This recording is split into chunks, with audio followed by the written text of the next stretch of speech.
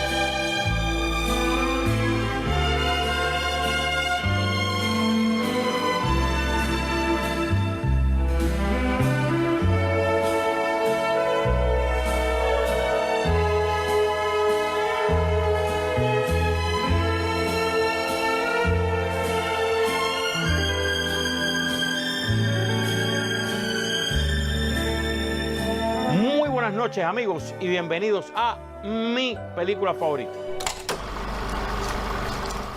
Pero, como siempre les digo, no es la mía, es la de mis invitados, todos personalidades de la vida nacional. Hoy vamos a tener a alguien que yo diría que ya esto tuvo, creo que se dice así en el cine, precuela. Y esta es la secuela de aquel programa. Creo que se dice así, no sé si lo dije correctamente. ¿De quién les hablo? Miren primero en pantalla.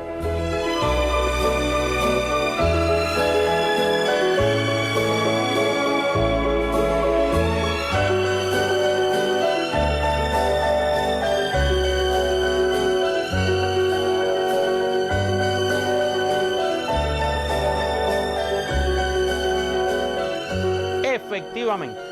Marta, Martica, doña Marta Araujo, ¿cómo prefiere que le diga? Como quiera que sea, viniendo de ti va a ser bien, va a ser bonito y va a ser hermoso e inspirador, taladrín. Para mí, cada vez que yo la veo a usted, cada vez que tenemos un encuentro, para mí es fabuloso. Qué bueno, ya se fabuloso. me hace la semana. Fabuloso, para mí es entrañable, realmente. Entonces, vamos a entrar en materia. Las reglas de juego, usted las conoce. Que bueno, en el medio del cine son elementales. No me puede contar el final de ninguna película. Absolutamente no. Salvo eso. Prometido. Prometido. Prometido. Bueno, prometido. Salvo eso, usted puede decir lo que quiera. Adelante, ¿cuáles son las películas favoritas de Marta, Martica, doña Marta Araujo? Mira, yo estaba pensando desde que a mí me propusieron la posibilidad de venir al programa, hicimos esa precuela en Arte 7. Es precuela, ¿no? Como se dice, precuela. Absolutamente, el término está perfectamente utilizado. Hicimos esa precuela cuando en Arte 7 escogimos la película Hasta cierto punto de Tomás Gutiérrez Alea. Estuvimos conversando y yo voy a repetir lo mismo que te dije en aquel momento. Es muy difícil tener una película favorita, ni siquiera 2 ni 3. A mí me pasa que tengo una película favorita quizás en un género determinado. Tengo una película favorita porque es una película que me dejó muchísimas cosas a nivel profesional, películas que están vinculadas a momentos hermosos, sentimentales, a recuerdos, ¿sabes? Y entonces por ahí van muchas películas favoritas. Yo recuerdo, por ejemplo, yo tengo momentos impactantes y siempre me gusta recordar que somos de una generación que tuvo la posibilidad infinita y maravillosa de ver el cine en la pantalla grande, de disfrutar las películas en 35 milímetros. Entonces, yo recuerdo, por ejemplo, de ver Nuestros Años Felices en el cine La Rampa y que aquella película terminó y yo con muchas ganas de llorar desconsoladamente, pero contenida por la pena de que alguien me viera, cuando se encienden las luces y veo el cine en pleno llorando por ese final de Robert Redford y Barbra Streisand, que tú dices, no puede, esta historia de amor no puede terminar así. Y entonces es algo que es una película favorita para mí desde el momento en todo lo que me recuerda, todo lo que trae consigo ese momento de salir de mi casa, de ir a En aquel momento el Cine La Rampa era sede de la Cinemateca, tenía una programación de privilegio. Entonces era ese momento en solitario, además. Yo iba al cine sola. Yo iba al cine sola a ver esas películas que yo decidía y después iba a comprarme un libro. Entonces, a 23 y L. Sí. Sí. O sea, película y libro. Película y libro. Entonces, nuestros años felices. Usted sabe que hace poco tuve el privilegio de ver que doña Barbra Streisand y consiguió, después de mucho trabajo, las escenas que Sidney Pollack cortó de la película y que ella se opuso a que las cortara.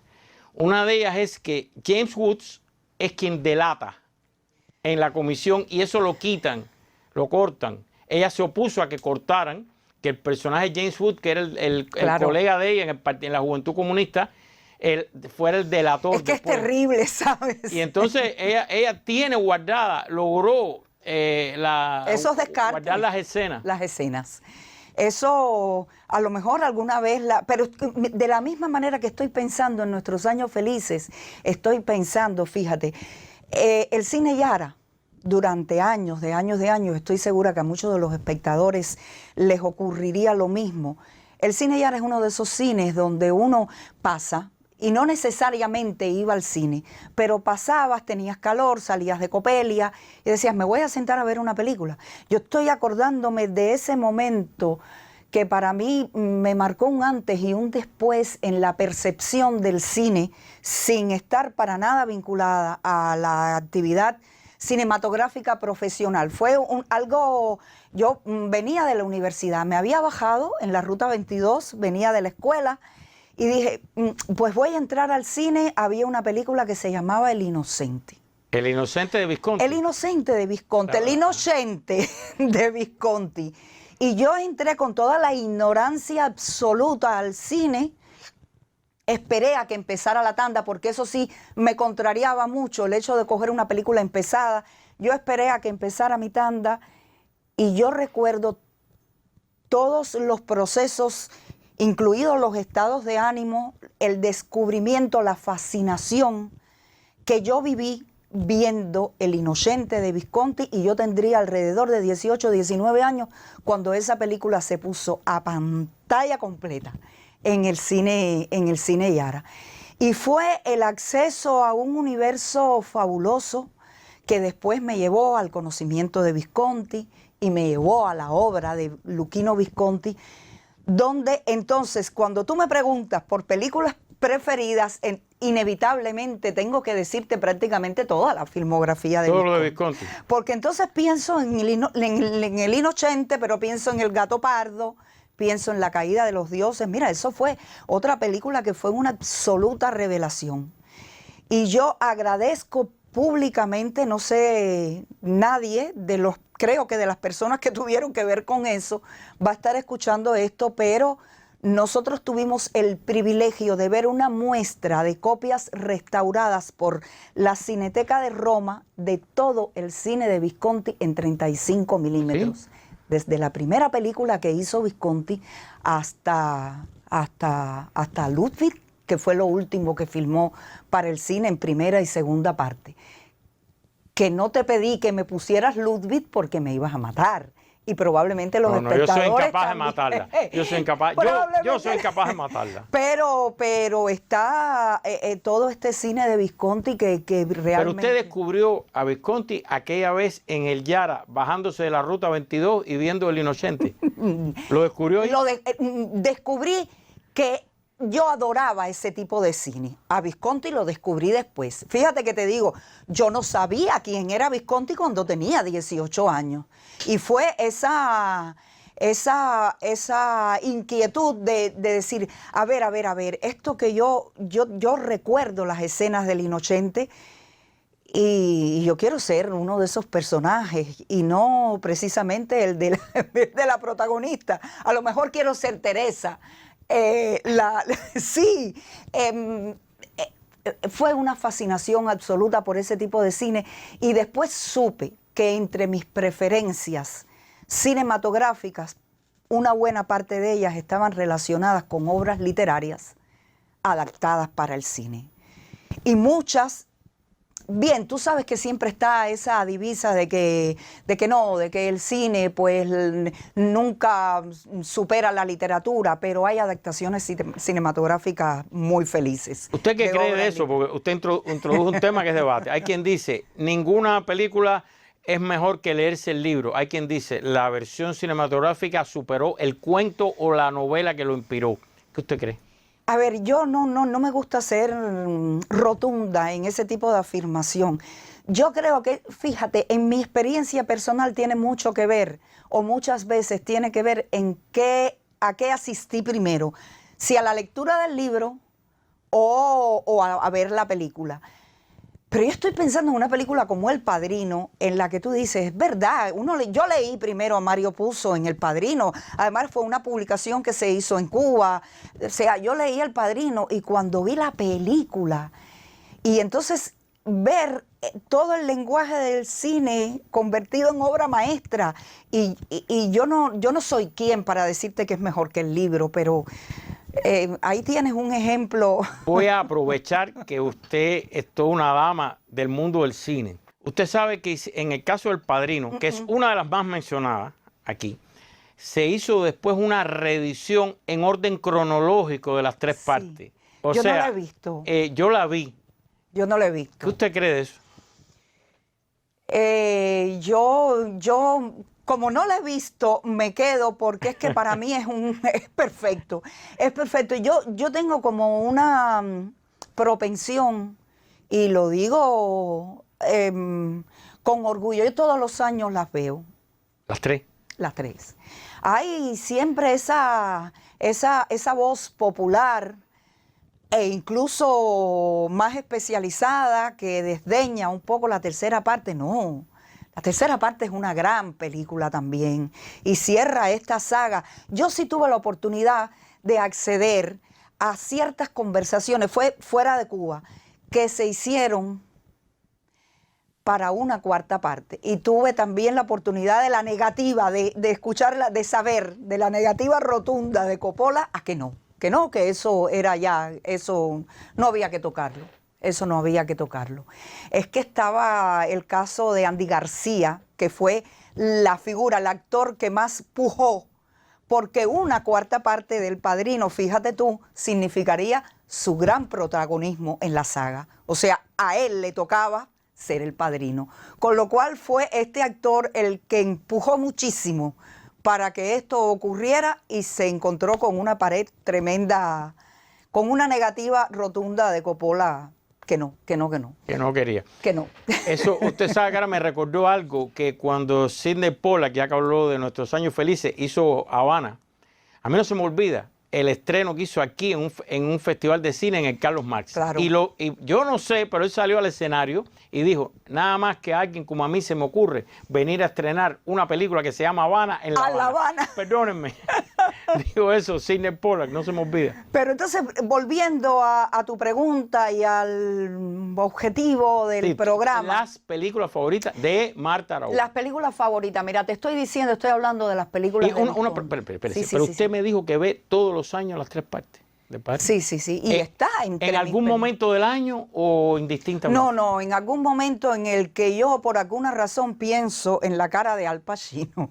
¿Sí? Y digo, yo tengo que volver o pienso en las escenas del barrio latino de Nueva York, de la segunda parte con Robert De Niro, y eso lo tengo que volver a ver. Esa famosa escena de la boda al principio con la tarantela, lo tengo que volver a ver. La famosa secuencia con ese montaje paralelo que después se ha hecho tantas veces. Montaje paralelo del bautizo. En el cine del bautizo, que eso es. Entonces, eso hay que verlo. Hay que verlo como si tuviera la oportunidad, que no es el caso, de acercarme con mayor frecuencia a todas estas películas de Visconti, que te voy a decir, a veces prefiero dejarlas en esa impresión. O sea, L'Innocente la volví a ver no hace mucho en la televisión. Eso pasa, ¿no? Pero que a veces uno ve de nuevo al paso de los años, como dice la canción, y ya le ve algunas cosas que no le ve. Y uno le ve costuras, pero esa impresión, eso de haber visto esa película, de descubrir después a Visconti leí una biografía, no recuerdo el título, sé que era una autora, estaba en la escuela de cine el libro, una biografía de Visconti que era una joya, con una cantidad de interioridades de la personalidad de este hombre, absolutamente fascinante, porque estamos hablando de un hombre que era simpatizante del Partido Comunista, era un aristócrata cuya familia entroniza con el escudo de la nación italiana, los Visconti. Era, imagínate tú, era un aristócrata y al mismo tiempo estaba sensibilizado con todo un cine que le precedía a Visconti y más todas la vida de Visconti, que es fascinante, y yo invito a todos los televidentes que nos están escuchando, que nos están viendo hoy, a que sigan. Que las vean todas. A que las vean todas. Bueno, organicen en la Cinemateca una... Hay que ver si estas copias están, pero estoy pensando en Milo Forman, que es un director de cine por el cual también siento una fascinación tremenda y siempre vinculada a esos momentos en los que uno asiste al deslumbramiento me pasó exactamente lo mismo, y cuando eso ya yo trabajaba vinculada, no al ICAI, pero sí al Centro Provincial de Cine. Trabajábamos en los cines de la calle Juan Delgado en un proyecto muy lindo, que todos los cines de la calle Juan Delgado estaban caracterizados con un tipo de película, con un tipo de programación. Y de pronto estaba en el Cine Mara, yo sentada, yo trabajaba. Estaba en funciones de trabajo y me iban a poner una película que se llamaba Pelo, Hair. Pero usted no sabía qué cosa era. Y yo no sabía qué cosa era. Yo me siento a ver aquella película y cuando aquella película empezó... Solo el inicio. Solo el inicio yo dije, ¿y yo qué estoy viendo? Mire, vamos a hacer una cosa, vamos a ver un momentito. Vamos a ver un momento. Es que es una película que el inicio ya vale solo ya el inicio.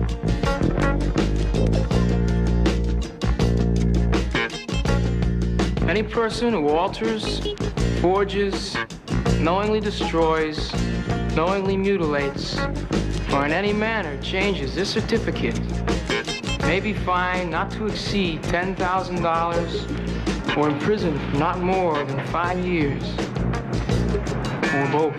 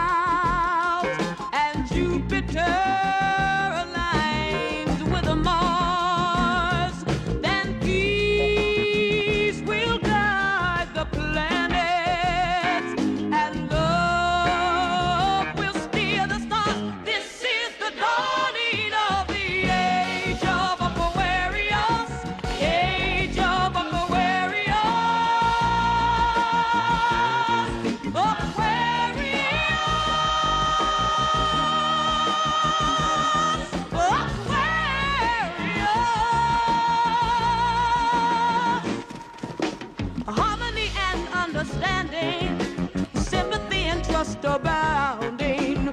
No more falsehoods or derisions, golden and living dreams of visions, mystic crystal revelation, and the mind's true liberation. Aquarius.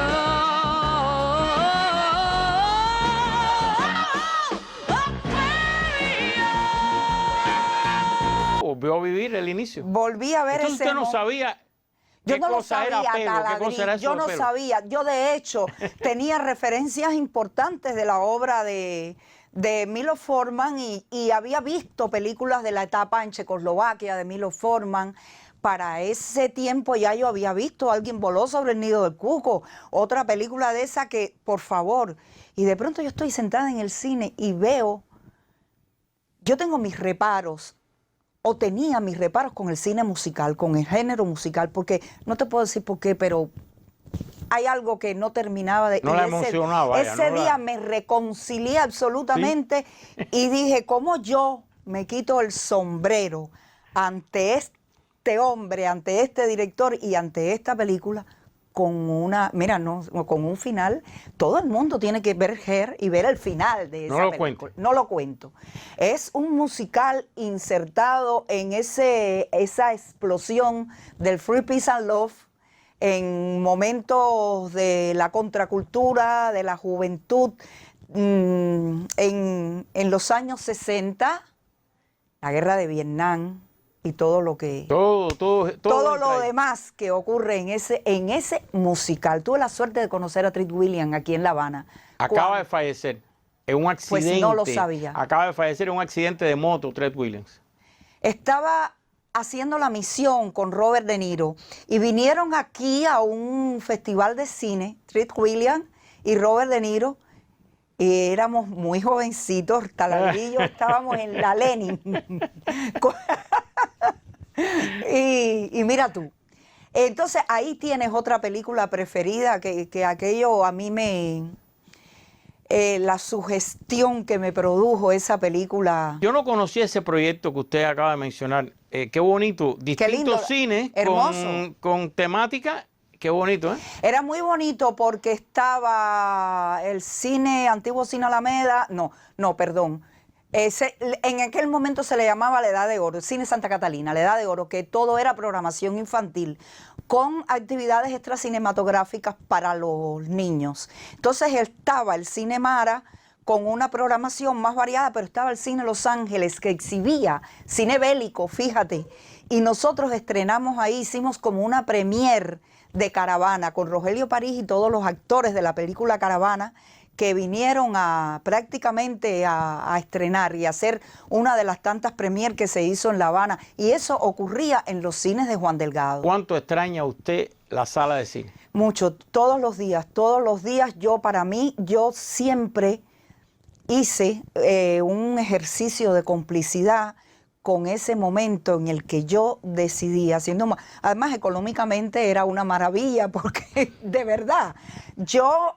tenía mi momento, playita de 16, ¿sí? Fíjate, se salía de la playita de 16, que está en las inmediaciones de la casa de nuestro anfitrión, salía de la playita, iba la salida de la noche, había que aprovechar porque había que entrar a la escuela el domingo, y entonces muchas veces la opción era ir al cine. Se estrenaba la película los jueves.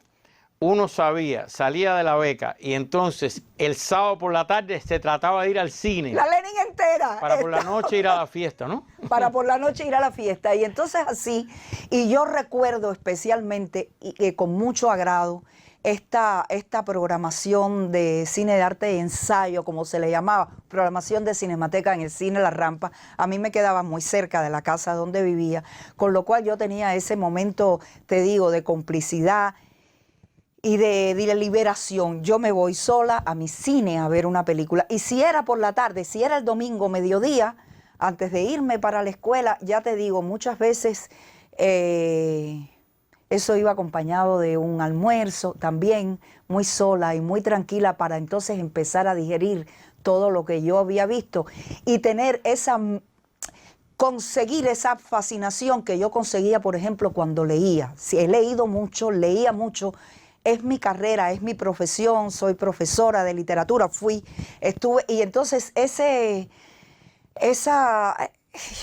momento en que uno sale prácticamente aturdido de una lectura que te estremece profundamente, eso yo lo empecé a aprender con el cine, en esos momentos de intimidad que yo tuve y que claro que sigo extrañando. Todo lo que usted ha mencionado lo vio en salas de cine. Sí. Ahora le quiero preguntar, ¿hay algo que usted haya visto en su casa con las tecnologías modernas que esté dentro de sus favoritas o no? No. De momento tendría que pensarlo, que haya descubierto una película que vi, pero ahora mismo no. Ahora mismo, fíjate que estoy pensando en el cine francés que tanto me gusta. Estoy pensando, yo la propuse entre mis películas favoritas. ¿Cuál? Vivir por vivir. Ah, ¿sí? Yo propuse que pusiéramos Vivir por vivir de Claude Lelouch, porque eso fue otro momento, el descubrimiento del cine francés, todavía heredero de la nueva ola. Usted disfrutaba Vivir por vivir. Y yo disfruté Vivir ¿Y por qué cree del dilema ese? Y Montan, Annie Girardot y Candy Bergen. Imagínate, yo creo que a mí me da tremenda pena sobre todo con Yves Montand, con el personaje. ¿Qué yo hago con estas dos mujeres si las dos son lo más grande del mundo? O sea, y es una película también que a mí me hizo soñar muchísimo. ¿Verdad? Me hubiera gustado también, es que quiero ponerle muchas. Y a ver, porque es que se ha vuelto casi obligatorio preguntarlo aquí. Los paraguas de Cherburgo, ¿está, no está? ¿Lloró, no lloró con la escena final en la gasolinera o no? Si se veían que ce n'est pas posible, dice la canción. Es como, claro que lloré, claro que los paraguas de Cherburgo. Nosotros también pusimos o vimos en el cine Chaplin una muestra de cine francés y vimos unas copias impecables de los paraguas de Cherburgo y Le Demoiselle de Rochefort, la señorita de Rochefort. Con unas copias así que eran impecables, ambas obras de Jacques Demy, que es uno de los grandes directores del cine francés y que también están en mi... Te das cuenta que no hay película favorita y que está esa música de los paraguas de Cherburgo. Pero si usted me dijo hace un rato que no, el cine musical no le... Ya tú ves, sí, pero el cine, pero ahí en los paraguas de Cherburgo... Es otra cosa. A ver, es que uno no puede no enamorarse de la música de Michel Legrand, ¿sabes? Entonces, y cuando uno ve a los actores intercambiando toda esta historia de amores imposibles, con la guerra en el medio y y de pronto los ve cantar, tú dices, ay, sí, ves. Y yo creo que también mi reconciliación con el musical viene con la experiencia de haber visto cine y con los años. Y sí, eso tremendo. Hasta Los Miserables, en la versión musical. El musical. Fue tremendo verla, fíjate, fue tremendo verla. Pero sin duda, y a pesar de las tantísimas preferencias y de películas y de cine que he disfrutado muchísimo, yo creo que siempre ante alguien como Taladrí que nos conmine a buscar una película, es que hay que poner una. Es que mire, tengo que poner una. Yo sé que es muy difícil. Entonces, ¿qué es lo que yo hago? Un redoble de tambores y ahora viene la película favorita de Martí Araujo. Película favorita no es película favorita, pero sí es una película favorita para mostrárselas a ustedes. Que es, fíjate que en un momento, y volviendo a un punto de nuestra conversación, yo te dije, siempre sé que voy a tener una predilección por aquellas películas que tienen como punto de partida la literatura. Abuela. Y sobre todo si están vinculadas a épocas anteriores, o sea, son... Y entonces yo escogí para presentarles hoy ¿Cuál? Las amistades peligrosas. Ah, dígalo en francés. Tú lo sabes decir en francés muy bien. Es terrible decirlo en francés. Les liaisons dangereuses. Ah, mire. Eso es como una de las palabras más difíciles de decir en ese En inglés es parecido, Dangerous Liaison. Ya, bueno, les liaisons dangereuses, creo que lo estoy diciendo bien. Es, sobre todas las cosas, una novela epistolar, es una joya de la literatura francesa del siglo XVIII, escrita por Pierre Choderlos de Laclos. Entonces, imagínate cuántos siglos después, hay dos directores de cine que cada uno por su parte, y por supuesto que jamás poniéndose dos genios del cine, como Stephen Frears y Milo Forman, decidieron hacer una adaptación para el cine de Las amistades peligrosas. Y yo creo que, Yo ahora estoy con tremenda duda. Después de lo que usted dijo, Milo Forman, ¿cuál usted va a elegir? Yo quería Valmont, ¿ves? Yo quería Valmont. Y te voy a decir, para sostener algo de lo que hablamos al principio de esta conversación, es que yo vi primero Valmont. Yo vi en unas sesiones maravillosas que teníamos. Aclaremos que Valmont es Amistades Peligrosas. Amistades Peligrosas, la versión que hizo Milo Forman. Y la tengo asociada a estar aprendiendo mucho de cine gracias a unos momentos maravillosos que teníamos en el Centro Provincial de Cine con las clases de historia del cine y películas, cine debates que teníamos con la profesora Mayra Pastrana. Y ahí fue donde vimos una copia. Me acaba de recordar algo porque fue gran amigo de este programa, Rufo Caballero. ¿Cómo no? ¿Cómo y no? estoy seguro que hubiera estado en la primera temporada de este programa. Seguro. Porque fue un gran amigo de nuestro, no de este programa, de Pasaje a lo Desconocido, pero que tuvimos una relación profesional muy buena y estoy seguro que hubiera estado aquí. Yo te voy a decir, yo estoy segura que hubiera presentado esta película que yo escogí hoy. Rufo era un adorador de Glenn Close en un momento de su vida, porque igual no hay que detenerse en adoraciones que siempre terminan siendo estériles, creo yo. No, en un momento cuando uno empezó a ver a Glenn Close, uno dijo, por favor, y cuando uno vio a Glenn Close haciendo el personaje de la Marquesa de Merteuil en Las Amistades Peligrosas, uno se paró y dijo, la vida es antes y después de esta actuación. Y esa es una de las razones por las cuales yo preferí mostrarle a los espectadores la versión de Stephen Frears, que yo vi primero. ¿Usted va a elegir la de Stephen Frears? Yo voy a elegir la de Stephen Frears. Yo quiero que los espectadores vean a Glenn Close y a John Malkovich en un duelo de actuación, además del que tienen en la película, en un duelo de actuación que es para aprender cómo se actúa. Si usted quiere aprender actuación, vean las escenas de Glenn Close y de John Malkovich en Amistades Peligrosas en la versión de Stephen Frears, lo cual no quiere decir que en la película de Milos Forman, por favor, la película de Milos Forman es otra cosa y yo la vi primero y puedo decirte que durante muchos años la preferí porque además me gusta mucho Annette Bening.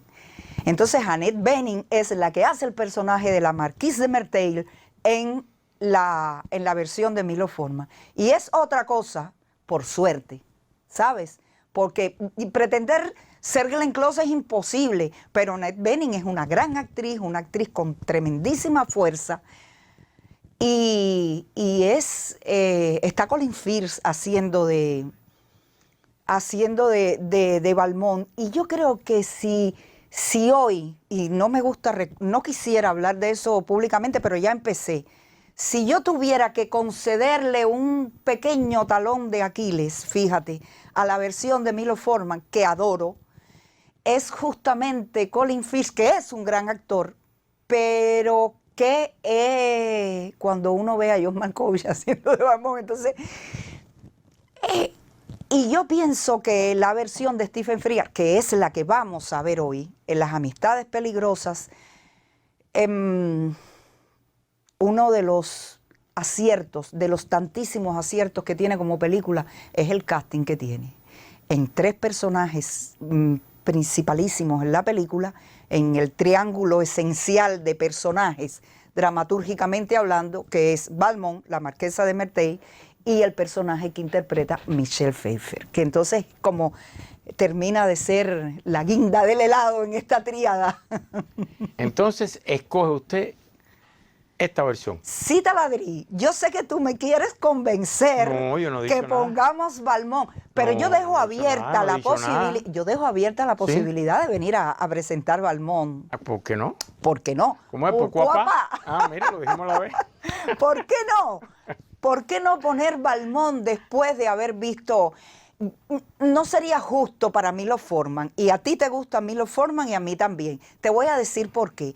Porque con estas películas, y voy a contar una anécdota extra cinematográfica, pero que influyó mucho en este fenómeno de las 2 películas que empezaron a filmarse prácticamente al mismo tiempo. No eran películas de cualquiera, estaba Milos Forman y estaba Stephen Frears.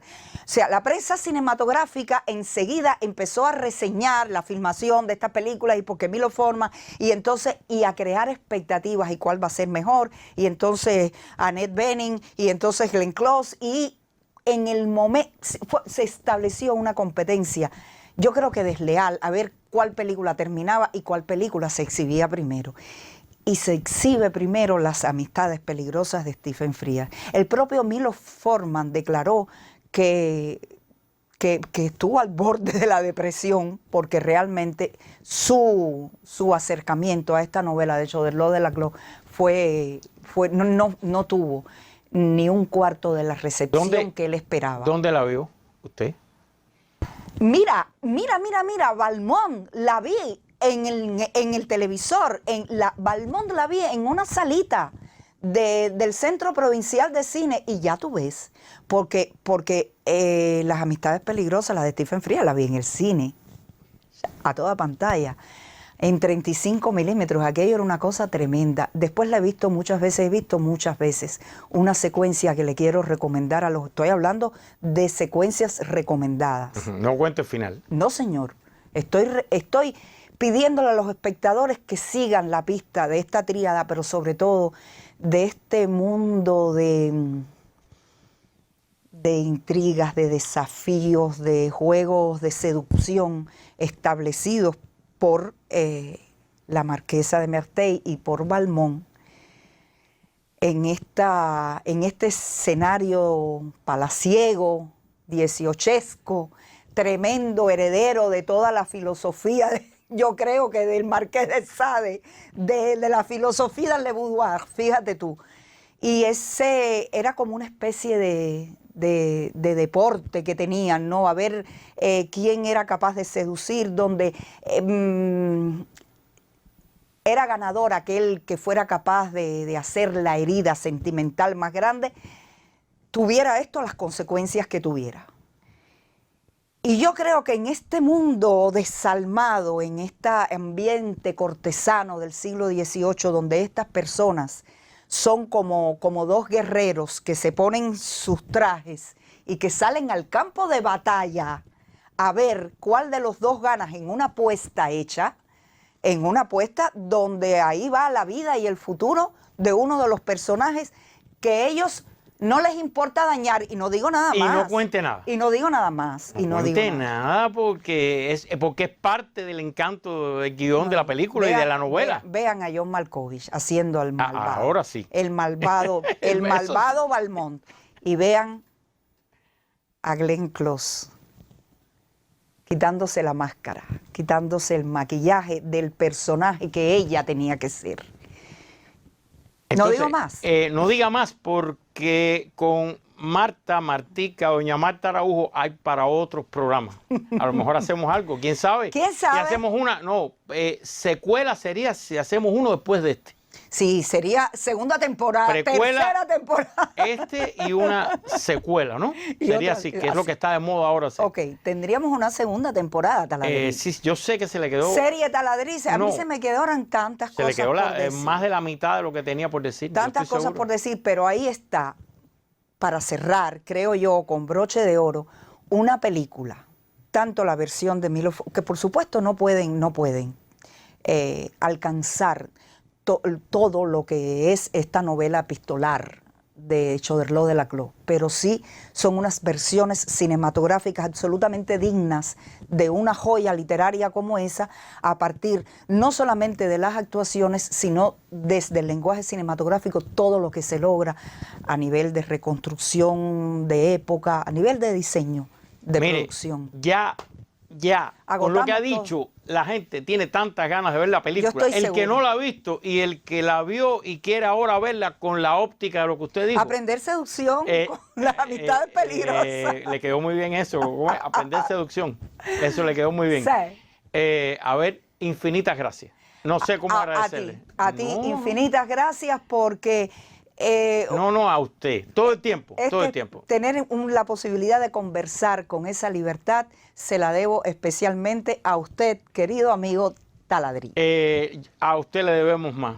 Esos domingos que se pasan en la casa con usted son invaluables. Así que muchísimas gracias. Muchísimas gracias, Taladriz. De corazón.